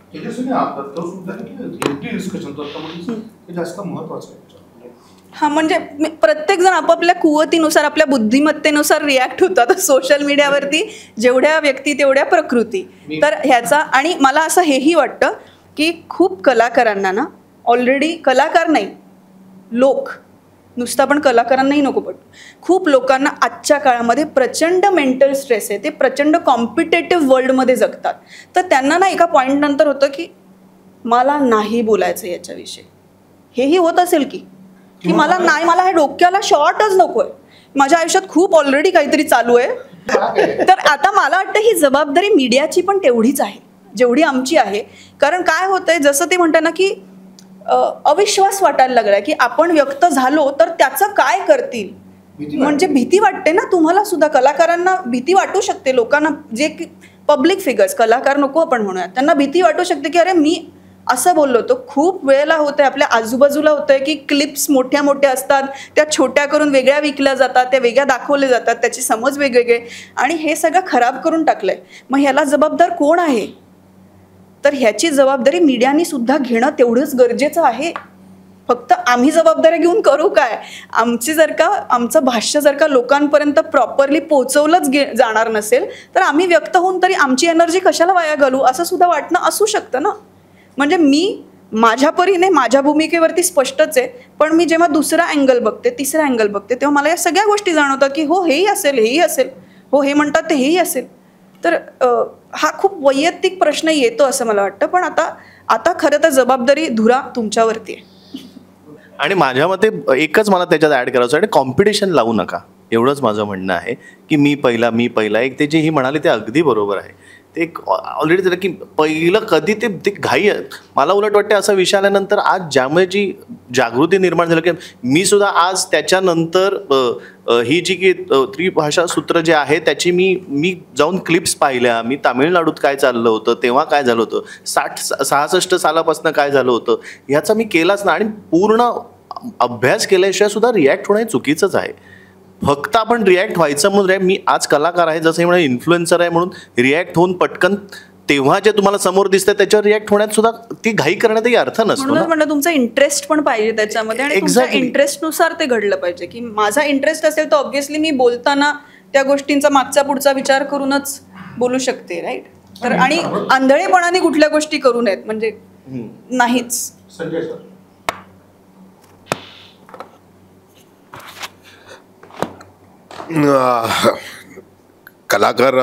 जो कलाकार मीडियावर व्यक्त होत नाही किंवा ट्विटरवर व्यक्त होत नाही त्याला त्याची काही मतं नसतात असं नाही आहे. कुठलीही घटना घडल्यानंतर मी माझं मत बनवतो. माझं ते लगेच मला व्यक्त व्हावं असं नाही वाटत. मी 5 वर्षांनी व्यक्त होतो ते माझं. म्हणजे मला ट्विटरवरच किंवा सोशल मीडियावरच ते व्यक्त केलं म्हणजे माझं मत आहे असं नसतं. सगळेजण आपापली मतं म्हणजे तो धोबी पण मत बनवतो किंवा भांडीवाली पण मत बनवते किंवा तो कलाकार असो कोणी असो, सगळ्यांची मतं आपापली असतात. ते व्यक्त होत नाहीत या अशा सोशल मीडियावर म्हणून त्यांच्याकडे मत नाही असं होत नाही. योग्य वेळ आल्यावर ते व्यक्त व्हावं अशा मताचा मी आहे. दुसरी गोष्ट म्हणजे हे जे काही चाललंय तू म्हणतोस ते फार राजकीय त्याला खूप हे मला दिसतं की हळूहळू भाषेबद्दल पेटवायचं प्रत्येकाला भाषेबद्दल पेटून मग वाद निर्माण करायचे हे करायचं. तुला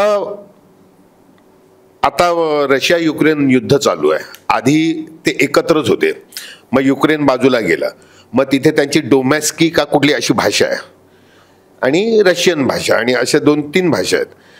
तर त्यांनी काय केलं काही कालांतरानंतर त्यांची ती डोमॅस्की का कुठली चुकलं असेल नंतर हे करून घे ती भाषा बंधनकारक केली. तुम्ही रशियन भाषा वापरायची नाही, त्याच भाषेत सगळं, तर तुमचं पेन्शन मिळणार, तरच सगळं होणार, तुमच्या कार्ड्स बंद आहे. हळूहळू त्यांचे निवृत्ती वेतन वगैरे आधार जायला लागले त्या रशियन यांचे. मग ते पुतीनकडे गेले म्हणून मग हळूहळू ते युद्ध झालं. म्हणजे हळूहळू अशी युद्ध पेटवणार आहात का आपल्या देशात? मग साऊथ इंडियन, मग हिंदी, मग मराठी, मग गुजराती असे जर वाद पेटवत लागले तर मग छोटे छोटे राज्यातून युद्ध होतील आपल्यात. त्यामुळे हे वाद इथे थांबवायला पाहिजेत. आणि आपल्या सगळ्यांनी सांगितलं आपल्या 12 जाती आहे, हे आहेत, भाषा आहेत. तर 12 भाषिक सगळे एकमेकांच्या जीवावर उठले तर का होईल? राहील का भारत? आपल्या संविधानाने दिलेलं आहे ना की सगळं एकत्र राहा आणि प्रत्येकाने आपल्या मातृभाषेचा आदर ठेवा आणि ती हे ठेवा, हे सांगितलेलं आहे. मग तुम्ही कशाला जबरदस्ती करता एकमेकांवर? त्यामुळे हे जे काही चुकीचं आहे मला वाटतं. आणि जेव्हा मत माझं मांडायचं असेल तेव्हा मी मांडतोच आणि ते मांडेन. त्यामुळे मी सोशल मीडियावर बोललो नाही म्हणून माझं मत नाही असं नाही आहे.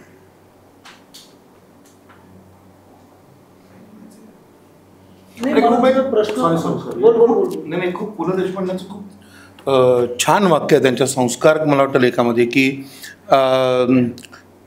माझ्या इतकाच समोरच्या माणसालाही निर्वेदपणे जगायचा अधिकार आहे, हे जोपर्यंत मी मान्य करत नाही तोपर्यंत मला सुसंस्कृत म्हणून घ्यायचा अधिकारच नाही. हे किती परफेक्ट वाक्य आहे. आणि त्याचं एक रिस्पेक्ट टू अदर्स ओपिनियन हे खूप महत्त्वाचं नव्हतं का? म्हणून मी मगाशी म्हटलं की आता तो माझ्या मताचा नाही म्हणजे तो चुकीचाच, असं थोडंसं होत चाललंय. आत्ता ना विषय सोडून सगळं चाललंय. जो मूळ मुद्दा होता ना तो बाजूलाच राहिलाय असं मला वाटतं. खरंच आहे, पण मूळ मुद्दा जो होता ना तो सोडून सगळं होतंय आज आपल्या राज्यामध्ये. क्लिअरिटीने तुम्ही ते वाचकांसमोर आमच्या मांडताय त्यासाठी आम्ही सुद्धा आभारी आहोत आणि तुम्ही ते खुलेपणाने विश्वास ठेवून तुम्ही व्यक्त होतात त्यामुळे आमची नोकरी आणखी वाढते. तो मुद्दा आहे. पुन्हा सिनेमाकडे येता आज संजय जाधव मगाशी मला सकाळीच कळलं की DCPच्या कामामुळे तो व्यस्त आहे, त्यामुळे आज आपल्यासोबत गप्पा मारायला नाही आहे. पण मला तुमच्याकडून जाणून घ्यायचं प्रत्येकाकडून एक कारण हवं आहे. संजय जाधवची एक छान सवय की जी तुम्हाला त्यातला एक गुण असेल तिकडनं सुरुवात जी आवडलं असेल जे अप्रिशिएट तुम्हाला करायचं असेल जे दादाबद्दल नाही ते एक सांगणारी पद्धत रिपीट होऊ नये. प्रत्येकाकडे एक 6 कारण मला हो, अभ्यास करायचा आता तुम्ही. नाही मी जरा विस्तृत बोलेन संजय जाधव व्यक्तीबद्दल, कारण मेहनत ह्याचं म्हणजे प्रत्येकजण मेहनत करतो, प्रत्येकजण म्हणजे जो सिनेमा काय कुठली गोष्ट करतो मेहनतीने करतो. संजय जाधव मी म्हणेन सैरेसई नाटक जसं भरत जाधव रंगमंचावर करतात तर खरा लाईफमधला भरत जाधव हा संजय जाधव आहे.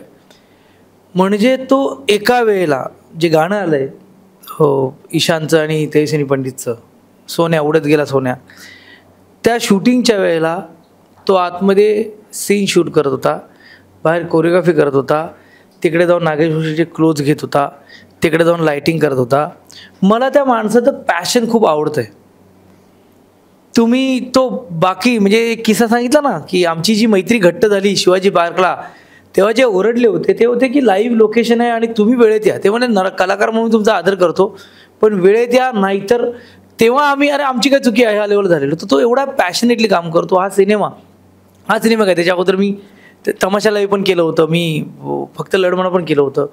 मला वाटतं संजय जाधवबद्दल एक क्वालिटी सांगायची ना मला तर त्याच्यात आलेला ॲक्सेप्टन्स, स्वीकारणं स्वतःला.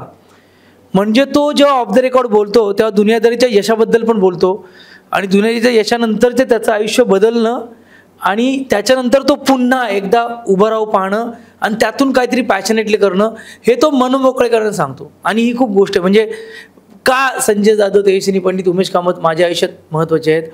एक किस्सा आहे. परवा मी माझं डबिंग करून तेजस्विनीच्या ऑफिसला गेलेलो जिकडे संजय जाधव सर होते आणि मग काही खात होतो आणि त्यात संजय जाधवांनी एक मला गोष्ट सांगितली की सध्या हे मी केलं होतं आणि त्याचे परिणाम असे झाले तर तू करू नकोस. आम्हाला आनंद आहे, आता थांबायचं न चालतं आहे, तू ज्या पद्धतीने कामं करतोस पण हे करू नको, विचार कर. तर मला असं वाटतं की मनमोकळेपणाने आपल्या मित्रांचे कान धरणं आणि तेवढंच आत्मविश्वासाने रिॲक्ट होणं मला खूप बरं वाटलं. तेव्हा मी स्वर्गीय अतुल परचुरे सरांचं वाक्य पण त्यांना सांगितलं की स्वर्गीय अतुल परचुरे सरांनी मला सांगितलं होतं दुनिया बोलत असेल ना तर लक्ष देऊ नको, पण जेव्हा जवळची माणसं बोलतात ना तेव्हा विचार कर. आणि त्याच्यानंतर मी ते केलं आणि दुसऱ्या दादाला फोन पण केला की दादा ही गोष्ट मी केली. ते बोलले व्हेरी गुड. तर मला वाटतं की तो ना आत्ताच्या घडीला आता DCP नाही म्हणून तो इथे नाही, पण हा सिनेमा बनवण्यापासून तो बनेपर्यंत म्हणजे तो माणूस त्यातच आहे. त्याचे चार संजय जाधव आहेत ना, गलगले निघालेपासून अण्णा जेवायला वेळ पण नाही त्या माणसाला.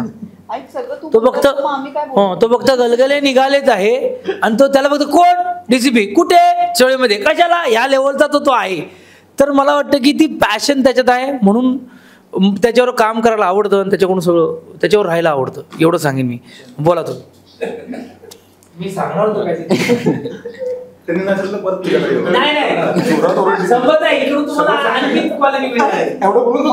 मला हे सांगायचं त्याचं काही सुरू केलं त्याच्यानंतर 7 झाले.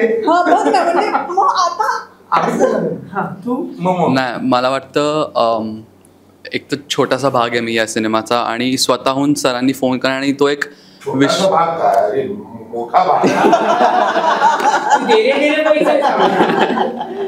नाही पण तो विश्वास दाखवणं आणि एक त्यांच्याकडनं मी पेशन्स खूप शिकलो सेटवरती. कारण मला अजूनही आठवतं माझा फर्स्ट शॉट होता, रादर सेकंड शॉट होता आणि मी खूप टेक्स घेतलेले त्याच्यामध्ये आणि त्यांचं ते एक त्यांच्या चेहऱ्यावरती थोडं दिसत होतं की पुढे पण जायचं आपल्याला. तो मी त्यांना बोललो सर आणि फायनली झालं तो आणि झाल्यानंतर मी त्यांना बोललो की सर जास्ती टेक्स घेते सॉरी. ते बोलले नाही तू चुकीचं करत राहा, पण एव्हरी टेकमध्ये तू शिक आणि ते बेटर कर आणि एक फायनल टेक तू चांगलं दे. सो आय थिंक पेशन्स आणि ट्रस्ट करणं एका कलाकारावरती आणि एका ॲक्टरवरती आय थिंक खूप इम्पॉर्टंट, आणि ते मी संजय सरांकडनं शिकलो आहे. कारण कमी होतील मी नंतर मी बोलतो ना तर परत आय थिंक मी बोलून टाकतो. चला बघा, हा ते कोणी बोलणार नाही ना, माहिती आहे. माझ्यासाठी संजय जाधव म्हणजे 2 शब्द आहेत असं मला वाटतं. एक तर सिनेमा, तो सिनेमा जेवतो, तो सिनेमा पितो, तो सिनेमाने आंघोळ करतो, तो सिनेमाने झोपतो, तो सिनेमाने उठतो. सो फक्त तो सिनेमा जगतो आणि त्याला त्याच्याशिवाय दुसरं म्हणजे त्याचा श्वास आहे सिनेमा. पण आणि so that is Sanjay Jadhav. आणि दुसरी गोष्ट म्हणजे दुनियादारी. म्हणजे ॲक्च्युली तो यारो का यार आहे.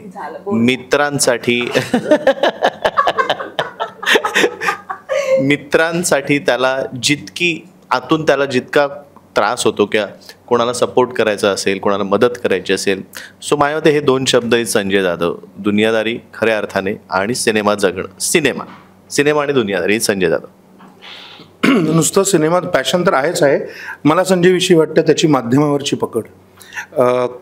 त्याला माझ्या मते मला जेवढं कळतं तो भारतातल्या फायनेस्ट टेक्निशियनपैकी एक आहे. भारतामधल्या सर्वोत्कृष्ट फिल्म्स कशा पद्धतीने केल्या ह्याच्या संदर्भातलं त्याचं विवेचन, तो जेव्हा त्याचं ॲनालिसिस करतो ते फार महत्त्वाचं आहे. तर मला असं वाटतं 2 गोष्टींसाठी मला तो आवडतो. एक तर त्याची ह्या माध्यमावरची पकड, त्याला संपूर्ण सिनेमा एकत्र दिसतो. आणि दुसरं त्याची सिनेमाच्या संदर्भातली ॲनालाइज करायची आयडिया जी त्याच्याकडनं ऐकायला मला फार आवडते, की का हा शॉट असा आहे किंवा का ह्या अशा पद्धतीचं केलं आहे. इव्हन वर्ल्ड सिनेमा, नुसतं असं नाही. तर ते तुला पटतं किंवा न पटतं ही गोष्ट वेगळी, पण त्याच्या पॅशनच्या संदर्भात त्याचं काम जेव्हा तो ते बघतो तेव्हा मला फार मस्त वाटतं की एखादा माणूस अशा पद्धतीने कामाचं ॲनालिसिस करू शकतो. ब्रेकिंग न्यूज देते तुला.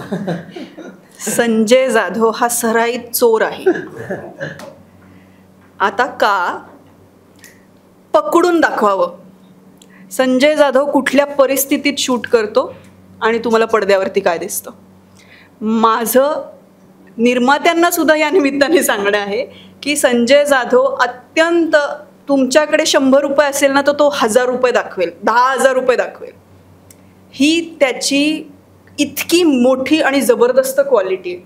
पण मला त्याच गोष्टीमुळे असं वाटतं की संजय जाधवला आता मोकळा हात देणं खूप गरजेचं आहे प्रोड्युसर म्हणून. म्हणजे आज मी एक प्रोड्युसर म्हणून, हे दादाला तर मी अनेक वेळेला बोलले आहे, पण मी प्रोड्युसर म्हणून मला असं वाटतं की त्याला ना आता, म्हणजे त्याला त्याची स्टोरी त्याच्या कन्व्हिक्शननी, त्याच्या विजननी सांगायला मिळाली पाहिजे असं मला खूप मनापासून वाटतं. कारण तेव्हा म्हणजे जे त्यांनी दुनियादारीला केलं ते त्याच्यानंतर खूप काळ त्याच्याकडे आलं नाही.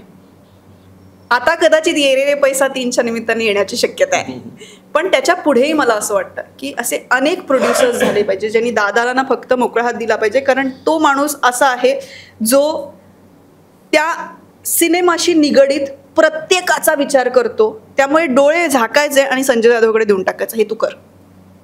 तर मला असं वाटतं की इतका विश्वास संपन्न करणारा माणूस तो आहे आणि ते त्याला तो डिझर्व करतो. ते कधीच कळणार नाही की या माणसानी बाबा इथे शूट केलं, म्हणजे तू हे केबिन जरी त्याला दिलंस ना,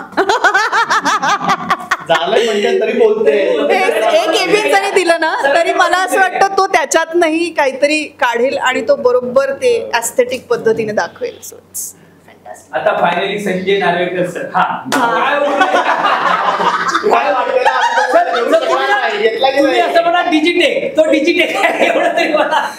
नाही, मला त्याचा अस्वस्थपणा भावतो खूप. ते एक उचलण्यासारखं आहे, कारण त्याला जेवढं माहिती आहे तो ते प्रेझेंट करतोच, पण अजून त्याला काहीतरी हवं असतं. तो त्याच्या मागे असतो. इथे काय आहे, इथे काय करता येईल, अजून काय करता येईल, तो शोध सतत घेत असतो. अस्वस्थ असतो जोपर्यंत ते सापडत नाही, आणि सापडलं तरी अजून त्याच्या पुढे काय आहे त्याचा शोध घेत असतो. म्हणजे सतत शिकण्याचा जो प्रयत्न असतो तो अत्यंत चांगला आणि तो सगळ्यांनी घ्यायला पाहिजे. सतत शिका. ज्याला जेव्हा असं वाटतं की मला हे येतं तिथे तो थांबला, मग संपला तिथे. नाही, मला हे येतं, अजून काय येऊ शकतं ह्याचा शोध घेणं हे महत्वाचं, आणि ते तो करत असतो, ते मला खूप भावतं.